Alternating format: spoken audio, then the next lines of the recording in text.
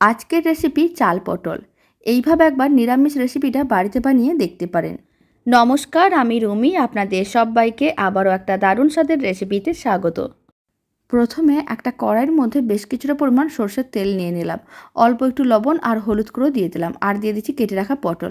পটলগুলোকে লাল লাল করে ভেজে তুলে নিতে হবে। আর ওই তেলের মধ্যে কেটে রাখা আলু দিয়ে দিলাম। আলুগুলোকেও উল্টে পাল্টে লাল লাল করে ভেজে নিতে হবে আর তুলে নিতে হবে।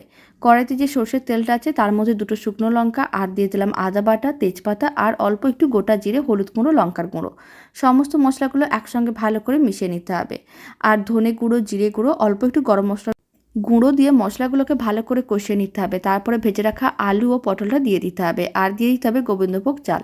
তারপর বেশ কিছুটা পরিমাণ জল দিয়ে দিতে হবে, স্বাদ অনুযায়ী লবণ, চিনি দিয়ে ভালো করে মিশিয়ে নিতে হবে। আর 10 থেকে 15 মিনিট মিডিয়াম ফ্লেমে রান্না করে নিতে হবে।